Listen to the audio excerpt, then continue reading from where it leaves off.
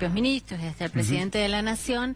¿Qué pasa con el sector PYME realmente? ¿Las medidas que se anunciaron traen alivio al sector? Mirá, son paliativos, como ya se ha dicho mucho, se ha usado mucho esta palabra en estos últimos días, después de las medidas, porque realmente es eso. A ver, hay distintas medidas, ¿no? Una que apunta mucho al tema de precios, estos 64 productos que intentan de alguna manera aliviar un poquito la inflación, aunque en realidad, si analizamos, vi que hace poco estuvieron con el invitado anterior hablando de eso, un dato importante también es que el paquete total de precios cuidados es solo el 0,3% del total de los precios que mide el propio INDEC, por lo cual sabemos que el impacto puede ser bajo. Ahora, ¿qué de todo eso es para las pymes? ¿Cuáles son las medidas para las pymes? Básicamente las que tienen que ver con la FIP, que lo que ha hecho es planes de pago, lo cual, a ver, ¿es un alivio? Por supuesto que es un alivio, porque el que está ahorcado es como los créditos del ANSES, son alivios. El problema es que son alivios que no resuelven ninguno de los problemas de fondo, que para repasar, podríamos definirlo como yo he escrito en algunos lugares, la tormenta perfecta, que es básicamente baja del consumo.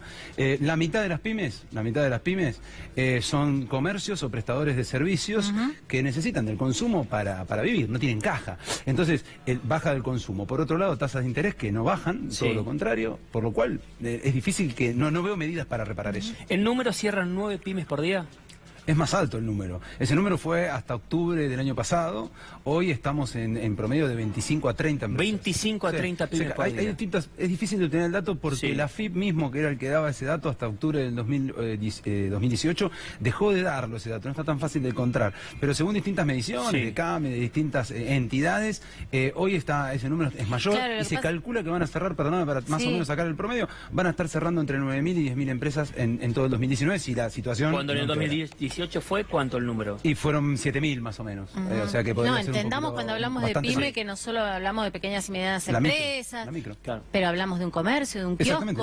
La micro es eso. Cuando yo estaba viniendo para aquí que por esto Córdoba, se ve en las calles, ustedes vienen todos a diario. Por Córdoba, mirá la cantidad de locales. Cada local es una micro pyme, es una microempresa que tiene una cosa importante esas microempresas, dan mucho empleo, y encima empleo del menos calificado, porque la verdad que para atender en un local de ropas o para atender en un restaurante no necesitas estar muy calificado, simplemente atender bien y rápidamente te puedo introducir al mercado laboral, por lo cual atacar a esos segmentos de la economía, la micro y la PY, digamos que la parte chiquitita, es muy importante porque genera mucho empleo, muchísimo empleo del que es difícil de generar rápido.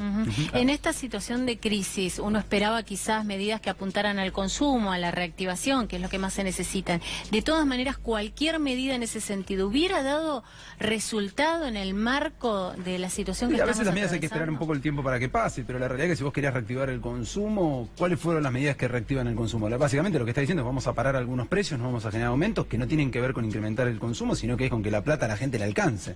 Vos lo que necesitas es que la gente tenga más plata para poder consumir más. Digamos, hoy, un dato importante de la economía, la pirámide poblacional medida en niveles de ingreso, que es una pirámide interesante que hay que ir midiendo, hoy te está diciendo que el 50% de las familias, o sea, lo que ingresa por mamá y papá a la casa, están ganando menos de 39.000 pesos por mes. O sea, son pobres. Pobres es 27 para abajo. Claro. Pero vos me podés decir que de 27 a 39, una familia tipo de 4 personas, tiene como para gastar por fuera de lo básico y elemental. Y encima ten en cuenta que eso no mide el alquiler. O sea, estás asumiendo que esa gente tiene propiedad o alguien se la da, lo cual es tramposo también. Y para cambiar esta situación, ¿qué anuncio, qué medidas, qué batería de medidas y sobre todo con esta realidad esperabas? Bueno, mira, la verdad que yo lo que estoy esperando hace rato del gobierno no son medidas tan generales, digamos, ¿no? Sino más por sectores, porque hay sectores de la economía que tienen distinto dinamismo. Vos, por ejemplo, yo acabo de venir de Neuquén, porque yo como hago consultoría por muchos lados, visito mucho el país. Y la verdad que Neuquén está pasando por un buen momento, bueno, relativo, ¿no? Pero digamos, mejor que otros lugares, básicamente impulsado por todo el segmento de la energía, que es un segmento que le ha ido bien en estos últimos años, producto de un ajuste de las tarifas, vaca muerta y demás. Entonces ahí tenés ciertas medidas. Con el comercio tenés que tomar medidas particulares para el comercio. O sea, me parece que cuando uno, como se dice a veces, cortar al elefante en pedacitos más chiquitos, ¿no? Cuando uno toma medidas tan generales, a algunos les serán funcionales, pero a muchos no. Y por ejemplo, falta esa sensibilidad. Y comercio tendrías que, por ejemplo, desde el gobierno, algo que podrían hacer es tratar de manera más global a trabajar sobre el tema de los alquileres, por ejemplo, porque ahí hay una disputa hasta irracional. El que tiene un comercio dice yo te tengo que subir porque hay inflación, ¿no? Lo cual es cierto. Ahora, si subo, se me va el inquilino y se queda sin comercio. Yo me preguntaría cuántos de todos estos comercios que bajaron la persiana, que están en alquiler, lo van a alquilar en los próximos meses. Entonces, ahí el gobierno, que tiene más poder de agrupar, debería trabajar con las problemáticas particulares de eso. En impuestos, está bien patear un poquito los impuestos, pero también hay que hablar que hay que bajar impuestos en determinados segmentos, porque si siguen siendo altos, es como cuando dijeron vamos a patear el IVA 90 días.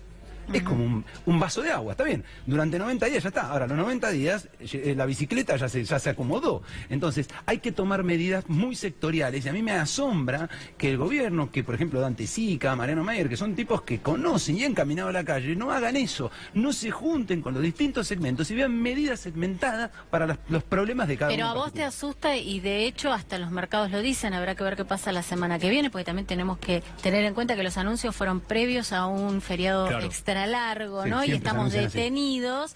Vamos a ver qué pasa la semana que viene.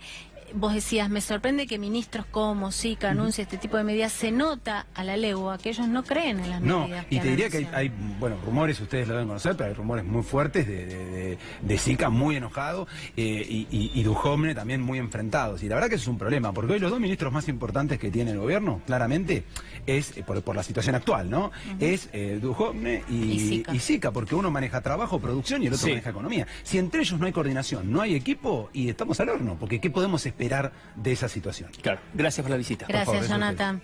Bueno, seguimos transitando este